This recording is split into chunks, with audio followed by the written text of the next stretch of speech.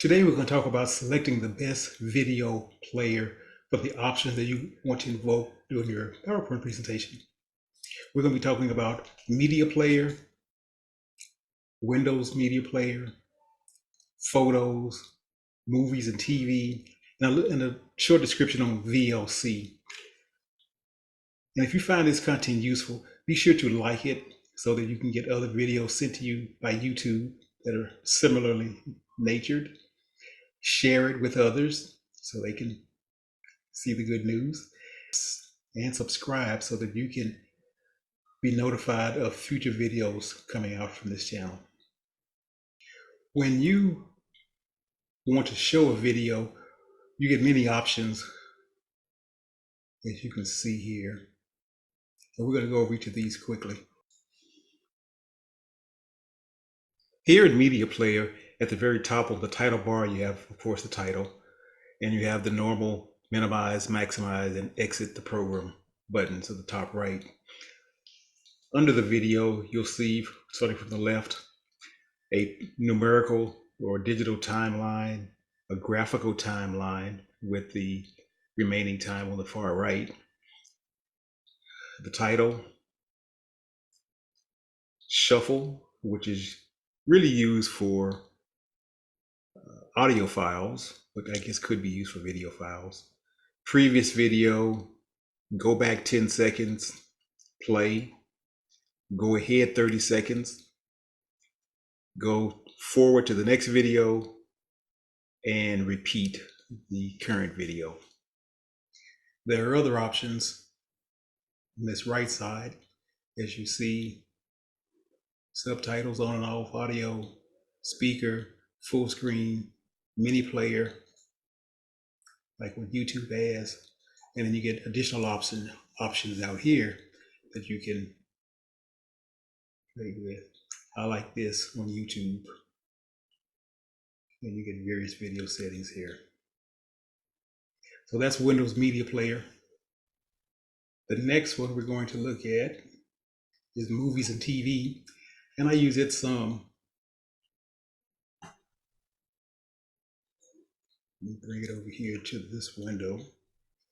And with it, you have your speaker, subtitles, advance and reverse, different time frames. You can view in photos and modify things accordingly. I believe this is the mini player. Yes, it is. This is full screen. Then you have other options here. This is a neat option to play with sometime, where you can almost get kind of a 3D effect on your video.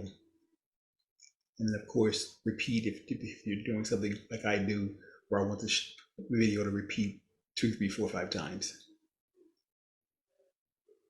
So that is Windows Media Player.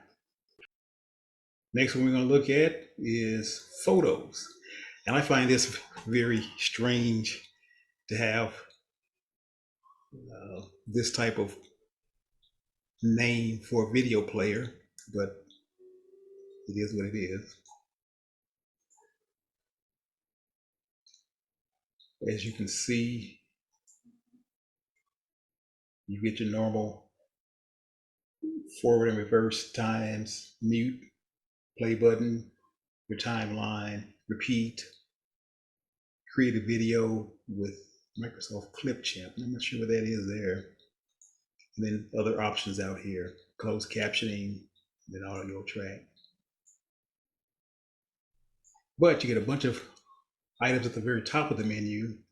You can trim the video, go back, delete, add it to favorites, get further file information, share, and some other items listed here. And there's more. And then you get some more options here to the right: full screen, zoom to fit, increase, decrease, and it shows the percentage. So this is photos. It seems to be the most versatile, even though you're playing a video. You may want to try it for your next presentation that has a video as a support file for PowerPoint. The fourth one we're going to show you is Windows Media Player. And it's been around for a long time. I've used it quite often, especially in the audio world. It doesn't have a lot of options, but it's a real good player. You have your point on the timeline and the length of the file, shuffle, repeat, stop, reverse, forward, play, sound. I'm sorry, mute, and then sound. And then this is full screen. And then what really is nice when you're doing audio, you can go back to the library and see all of the other choices that you have.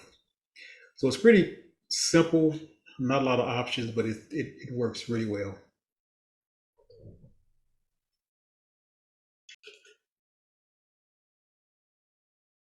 You also want to check your particular system. There may be other apps on your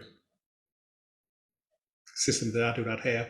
I know a very popular one is VLC, like in Victor, Lima, Charlie. It's a player that is not only on Windows, but also on the Macintosh operating system. And there may be others out there. So that is it for selecting and reviewing your media players. We've gone over Windows Media Player, movies and TV, photos, and Windows Media Player. And we've also discussed briefly VLC. And as I mentioned, you may have others on your system that I do not have. And on the Macintosh, you can check also with iTunes.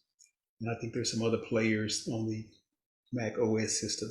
But just become familiar with one or two of them, understand the various controls, the various commands, because you may need that reverse 10 seconds for one application, where in another one you may not need it. And the 30 seconds ahead is good if you're searching for something. So play with it.